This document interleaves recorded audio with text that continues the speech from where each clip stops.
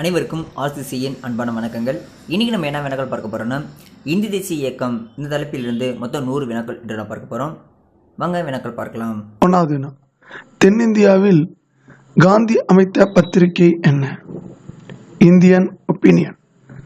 தென்னாப்பிரிக்காவில் காந்தி அமைத்த பத்திரிகை இந்தியன் ஒப்பீனியன். ரெண்டாவது வினா, காந்தி எப்போது தென்னாப்பிரிக்காவில் இருந்து இந்தியாவிற்கு வந்தார்? ஜனவரி 9, 1915. காந்தி எப்போது தென்னாப்பிரிக்காவிலிருந்து இந்தியாவுக்கு வந்தார்னா ஜனவரி 9, 1915. மூன்றாவதுனா, முதல் சத்தியாகிரகம் எப்பொழுது ஆரம்பிக்கப்பட்டது? சாம்ரான், பீகாரில் 1917 ஆரம்பிக்கப்பட்டது. நாலாவதுனா, காந்திஜி கேதா சத்தியாகிரகம் எப்பொழுது ஆரம்பித்தார்னா 1918. அஞ்சாவதுனா, காந்திஜி கேதா சத்தியாகிரகத்தின் போது முதலாக யாரை சந்தித்தார்? சர்தார் வல்லபாய் பட்டேல். காந்திஜி கேதா சத்தியாகிரகத்தின் போது தான், அதாவது 1918 சர்தார் வல்லபாய் பட்டேலை சந்திக்கிறார். ஆறாவதுனா, காந்திஜி நேருவை முதலாக எப்பொழுது எங்கு சந்தித்தார்? 1915 லக்னோ மாநாட்டில் சந்தித்தார். காந்திஜி நேருவை முதலாக எப்பொழுது சந்தித்தார்னா 1915 லக்னோ மாநாட்டில் சந்தித்தார். ஏழாவதுனா, காந்திஜி முதலாக சாகும் வரை உண்ணாவிரதம் எங்கு இருந்தார்?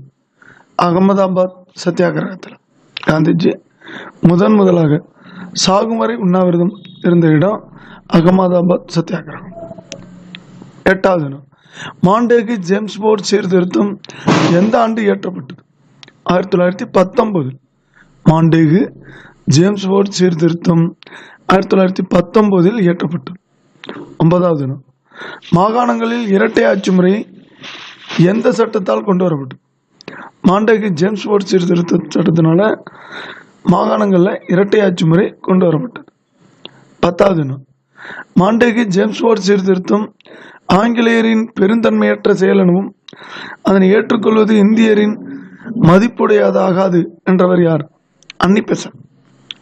மாண்டேகு ஜேம்ஸ் போர்ட் சீர்திருத்தம் ஆங்கிலேயரின் பெருந்தன்மையற்ற செயல் எனவும் அதனை ஏற்றுக்கொள்வது இந்தியரின் மதிப்புடையது ஆகாது என்றவர் அன்னி பெசன்ட் அம்மையார். 11ஆவதுனா, ஆங்கிலோ இந்தியர்கள், சீக்கியர்கள், கிறிஸ்தவர்களுக்கு தனி தொகுதி கொண்டு வரப்பட்டது எந்த சட்டத்தில்? மாண்டேகு ஜேம்ஸ் போர்ட் சீர்திருத்த சட்டத்தில் தான் ஆங்கிலேய இந்தியர்கள், சீக்கியர்கள், கிறிஸ்தவர்களுக்கு தனி தொகுதி வழங்குவதாக அந்த சட்ட திருத்தம் இருந்தது. 12ஆவதுனா, ரவுலட் சட்டம் கொண்டு வரப்பட்ட ஆண்டு எது? 1919 ஏப்ரல் 18. ரவுலட் சட்டம் கொண்டு வரப்பட்ட ஆண்டு 1919 ஏப்ரல் 18. 13ஆவதுனா, அமிர்தரசில் ரவுலட் சட்டத்தில் கைது செய்யப்பட்ட டாக்டர்கள்? Doctor Satyapal, doctor Saifuddin Kitchlew. Amritsar Rowlatt சட்டத்தால் கைது செய்யப்பட்ட டாக்டர் யாருன்னா டாக்டர் சத்யபால், டாக்டர் சைபுதீன் கிச்லு. 14ஆவதுனா, ஜாலியன் வாலாபாக் படுகொலை எப்பொழுது நடைபெற்றது? ஏப்ரல் 13, 1919. ஜாலியன் வாலாபாக் படுகொலை நடந்த நாள் ஏப்ரல் 13, 1919. 15ஆவதுனா, ஜாலியன் வாலாபாக் படுகொலைக்கு காரணமானவர் யார்? General tyre. ஜாலியன் வாலாபாக் படுகொலைக்கு காரணமானவர் ஜெனரல் டயர். 16ஆவதுனா, ஜாலியன் வாலாபாக் படுகொலை காரணமாக ரவீந்திரநாத் தாகூர் எந்த பட்டத்தை திறந்தார்னா நைட்ஹுட்ங்கிற பட்டத்தை திறந்தார்.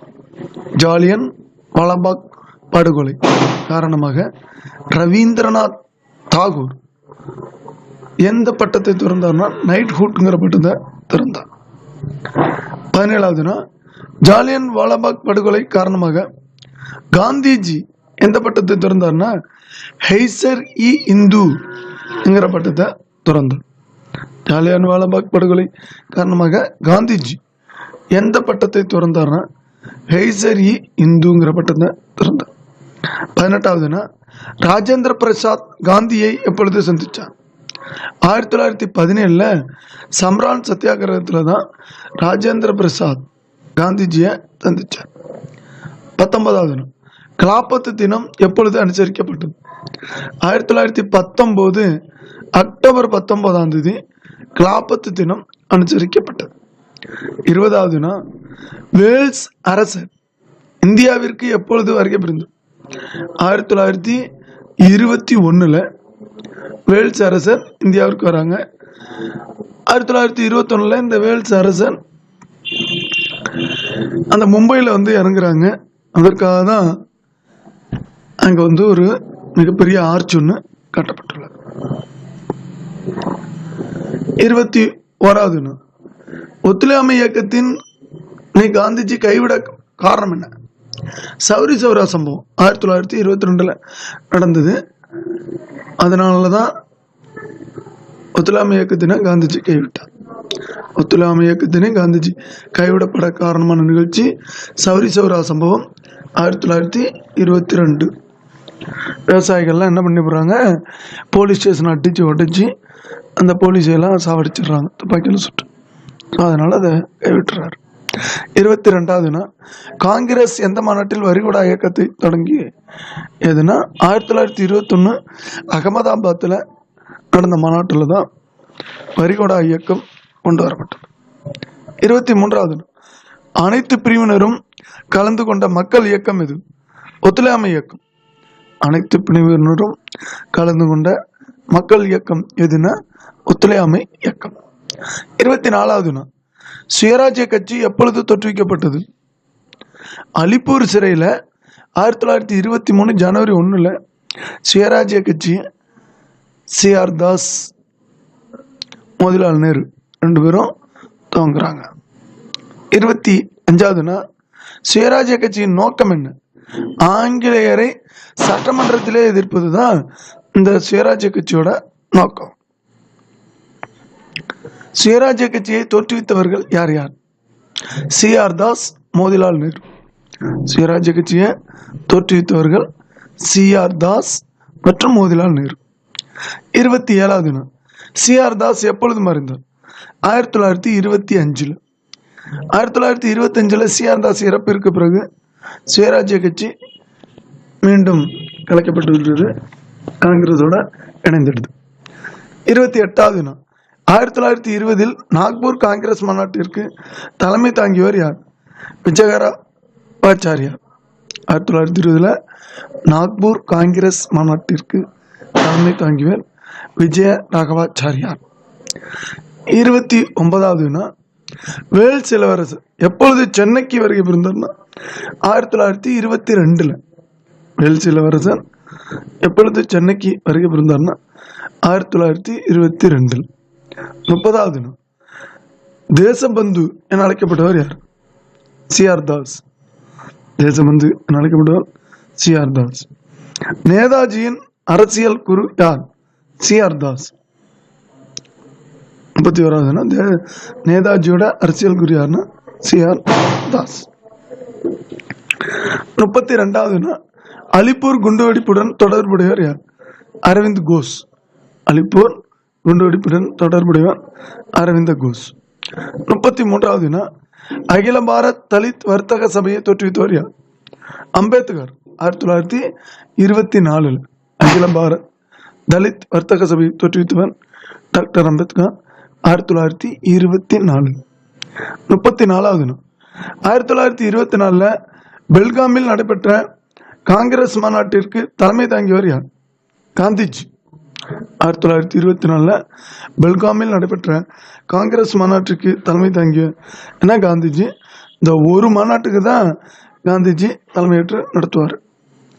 35வது நாள் 1925 சுயமரியாதை இயக்கத்தை தோற்றுவித்தவர் தந்தை பெரியார்.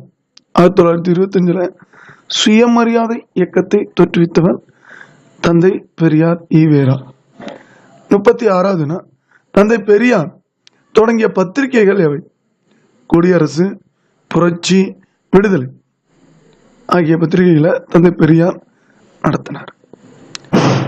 37வது நாள் சுயமரியாதை இயக்கத்தின் முதல் மாநாடு நடைபெற்ற இடம் எது? செங்கல்பட்டு. சுயமரியாதை இயக்கத்தின் முதல் மாநாடு நடைபெற்ற இடம் செங்கல்பட்டு. 38வது வினா, இந்தியாவின் நைட்டிங்கேல் யார்? சரோஜினி நாயுடு. இந்தியாவோட நைட்டிங்கேல் யாருன்னா சரோஜினி நாயுடு. 39வது வினா, 1925 இந்திய தேசிய காங்கிரஸ் மாநாட்டின் தலைவர் சரோஜினி நாயுடு. இவங்க தான் முதல் பெண் காங்கிரஸ் தலைவர். 1925 இந்திய தேசிய காங்கிரஸ் மாநாட்டோட தலைவர் யாருன்னா சரோஜினி நாயுடு. 40வது வினா, சைமன் குழு எப்பொழுது இந்தியா வந்தது? 1928 பிப்ரவரி 3 பம்பாய் வந்து இறங்கியது.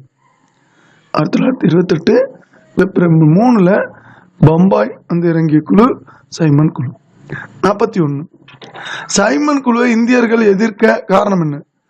அந்த சைமன் குழுல இந்தியர்கள் யாரும் உறுப்பினராக இல்லை, எனவே அதனால சைமன் குழுவை திரும்பி போங்கிற வசனம் இடம்பெற்று சைமன் குழுவை எதிர்த்தாங்க. 42வது வினா, நேரு அறிக்கை வெளியிடப்பட்ட நாள் என்று? 1928 பிப்ரவரி 28. நேரு அறிக்கை வெளியிடப்பட்ட நாள் 1928 பிப்ரவரி 28. 43வது வினா, பூரண சுயராஜ்யம் என்ற தீர்மானம் நிறைவேற்றப்பட்ட மாநாடு எது? 1929 லாகூர் மாநாடு. பூரண சுயராஜ்யம் என்ற தீர்மானம் நிறைவேற்றப்பட்ட மாநாடு 1929 லாகூர் மாநாடு. 44வது வினா, 1929 சைமன் குழு சென்னை வந்தபோது சைமன் குழு எதிர்ப்பு போராட்டத்திற்கு தலைமை தாங்கியவர் யார்? சத்தியமூர்த்தி. 1929 சைமன் குழு சென்னை வந்தபோது சைமன் குழு எதிர்ப்பு போராட்டத்திற்கு தலைமை தாங்கியவர்னா சத்தியமூர்த்தி. 45வது 1929 மத்திய சட்டமன்றத்தில் குண்டு வீசியவர் யார்? பகத்சிங். 1929 மத்திய சட்டமன்றத்தில் குண்டு வீசியவன் பகத்சிங். 46வது இன்குலாப் ஜிந்தாபாத் என்று முழங்கியவர் யார்? பகத்சிங். இன்குலாப் ஜிந்தாபாத் என்று முழங்கியவர் பகத்சிங். 47வது 1930 மார்ச் 12 உப்பு சத்தியாகிரகம் காந்தி தலைமையில் எங்கு நடைபெற்றுனா தண்டியில நடைபெற்று.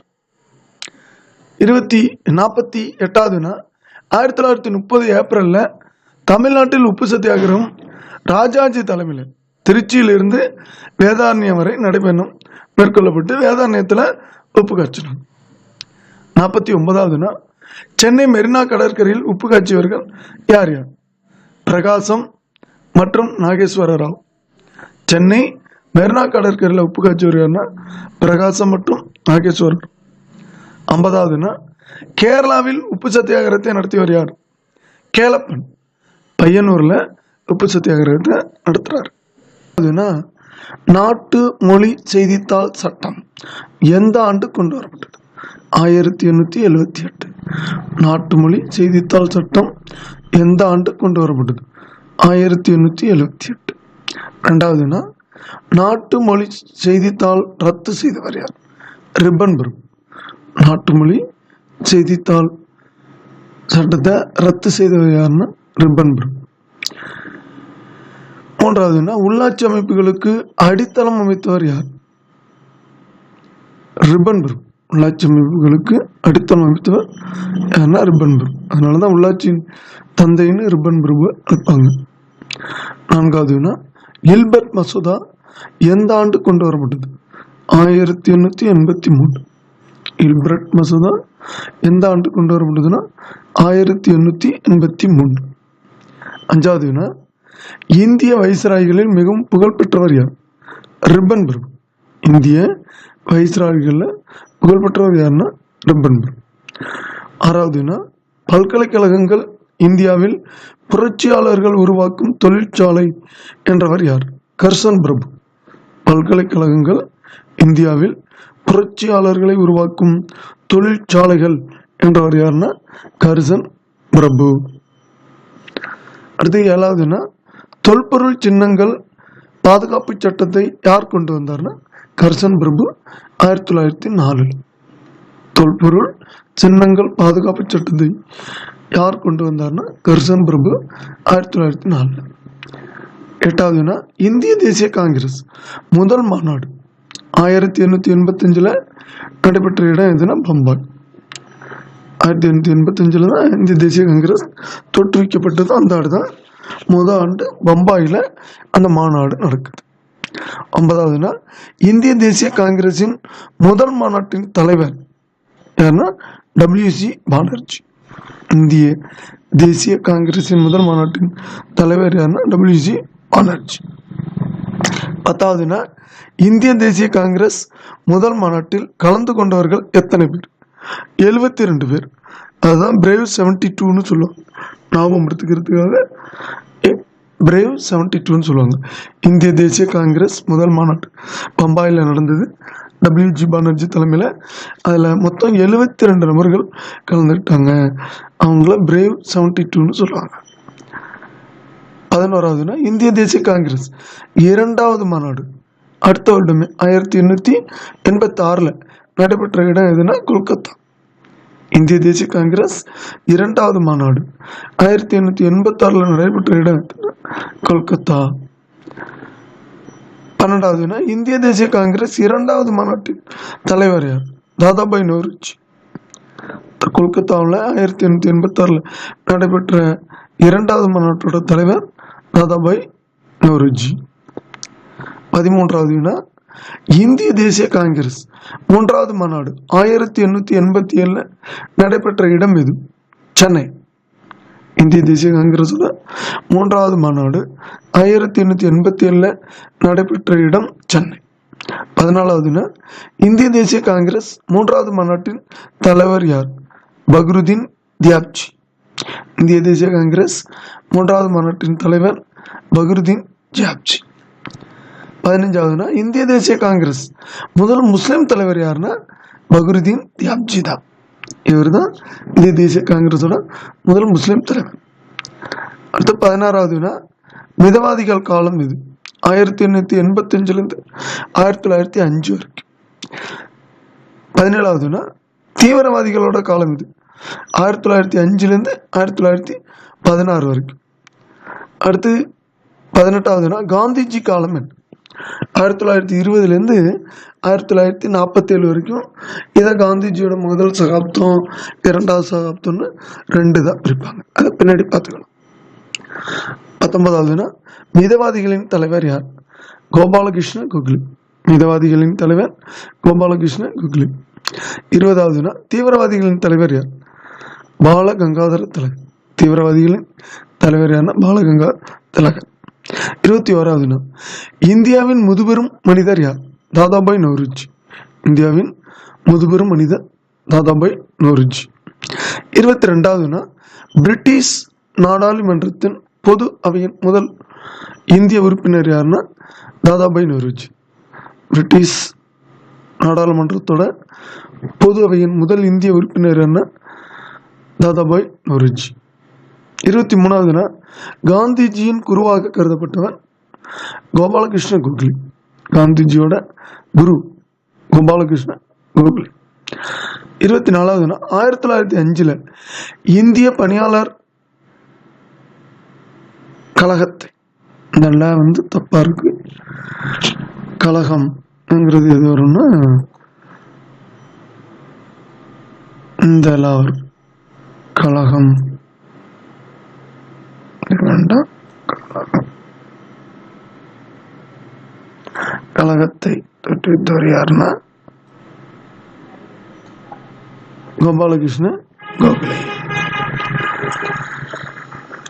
அடுத்து 25வது இந்திய தேசிய காங்கிரஸ் உருவாகிய போது இருந்த வைஸ்ராய் யாருன்னா டஃப்ரின் பிரபு. இந்திய தேசிய காங்கிரஸ் உருவாகிய போது இருந்த வைஸ்ராய் டஃப்ரின் பிரபு. 26வது இந்தியாவின் வறுமை பிரிட்டிஷின் தன்மையற்ற ஆட்சி என்ற நூலின் ஆசிரியர் தாதாபாய் நௌரோஜி. இந்தியாவின் வறுமை பிரிட்டிஷின் தன்மையற்ற ஆட்சி என்ற நூலின் ஆசிரியர் தாதாபாய் நௌரோஜி.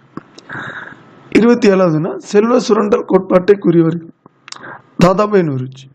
செல்வ சுரண்டல் கோட்பாட்டை கூறியவர் யாருன்னா தாதாபாய் நௌரோஜி.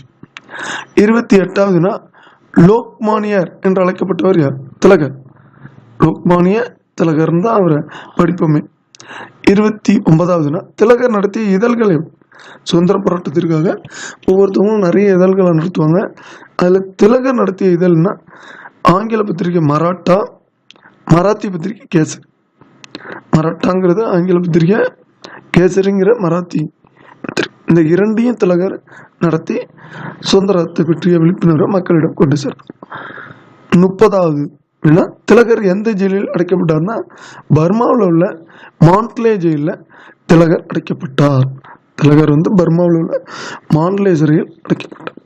31வது வினா, சுயராஜ்யம் எனது பிறப்புரிமை, அதை அடைந்தே தீர்வேன் என்றவர் யார்? திலகர். சுயராஜ்யம் எனது பிறப்புரிமை, அதை அடைந்தே தீர்வேன் என்றவர் யாருன்னா திலகர். 32வது வினா, பஞ்சாப் சிங்கம் என்று அழைக்கப்பட்டவர் யார்? லாலா லஜபதி ராய். பஞ்சாப் சிங்கம் என்று அழைக்கப்பட்டவர் யாருன்னா லாலா லஜபதி ராய். 33வது வினா, அமெரிக்காவில் தன்னாட்சி இயக்கத்தை தோற்றுவித்தவர் யாருன்னா லாலா லஜபதி ராய். அமெரிக்காவில் தன்னாட்சி இயக்கத்தை தோற்றுவித்தவர் லாலா லஜபதி ராய். 34வது வினா, தீவிரவாத இயக்கத்தின் தீர்க்கரசி யாருன்னா அரவிந்த கோஷ். தீவிரவாத இயக்கத்தோட தீர்க்கரசி யாருன்னா அரவிந்த கோஷ். 35வது வினா, வங்கப்பிரிவினை நடைபெற்ற ஆண்டு 1905. கர்சன் பிரபு. முஸ்லீமுக்கும் இந்துக்களுக்கும் இடையே வேற்றுமையை வளர்க்கணும், பிளவை உருவாக்கணுங்கிறதுக்காக தான் இந்த வங்கப்பிரிவினை கொண்டு வரப்பட்டது. 36வது வினா, காங்கிரஸ் எந்த மாநாட்டில் இரண்டாக பிளவுட்டது? அதாவது தீவிரவாதிகள் மிதவாதிகள்னு காங்கிரஸ் இரண்டா பிளவுறும். அது எப்பன்னா 1907 சூரத் மாநாடு. அதனால சூரத் பிளவுனே அதை சொல்லுவோம். 37வது வினா, முஸ்லீம் லீக்கை தோற்றுவித்தவர் யார்? நவாப் சலிமுல்லா கான். முஸ்லீம் லீக்கை தோற்றுவித்தவர் நவாப் சலிமுல்லா கான்.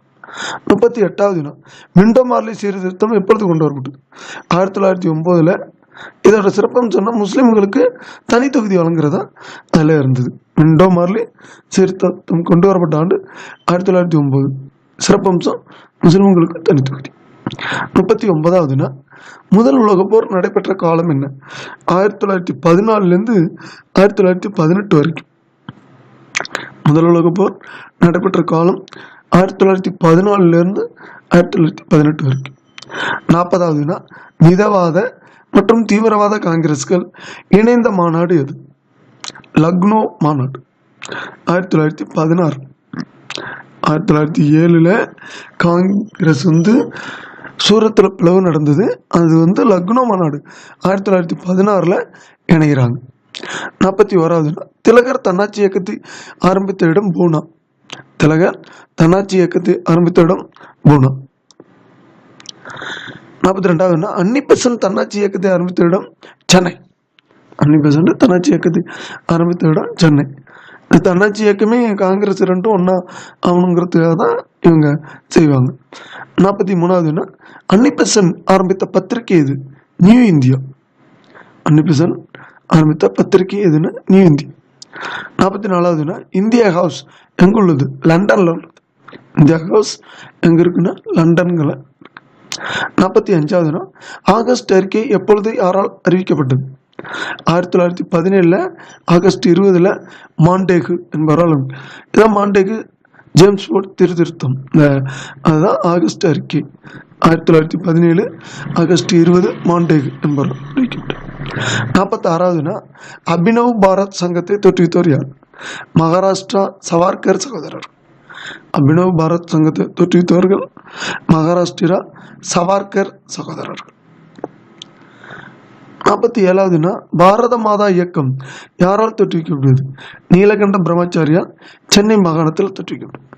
பாரத மாதா இயக்கம் யாரால் தோற்றுவிக்கப்பட்டதுன்னா நீலகண்ட பிரம்மச்சாரியால் சென்னை மாகாணத்தில் தோற்றுவிக்கப்பட்டது. 48வது பாருங்க, காதர் கட்சின்னு சொல்லுவாங்க அல்லது கதர் கட்சின்னு சொல்லுவாங்க. இதை தோற்றுவித்தவர் யாருன்னா லாலா ஹர்தயால். கதர் கட்சி அல்லது காதர் கட்சி அந்த ப்ரொனன்சியேஷனுக்கு மாத்துறாங்க. கட்சியை தோற்றுவித்தவர் யாருன்னா லாலா ஹர்தயால். 49வது காந்திஜி நேடல் காங்கிரஸை எங்கு தோற்றுவித்தார்னா தென்னாப்பிரிக்காவில். காங்கிரஸ் தன்னுடைய பங்களிப்பை ஆரம்பிக்கிறாரு. நேடல் காங்கிரஸ்ங்கிறது தோற்றுவிக்கிறாரு எங்கன்னா தென்னாப்பிரிக்காவில். 50வது செய் அல்லது செத்துமடி என்று கூறியவர் யார்? காந்திஜி. செய்யல் அல்லது செத்துமடி நம்ம சொல்றது யாருன்னா காந்திஜி.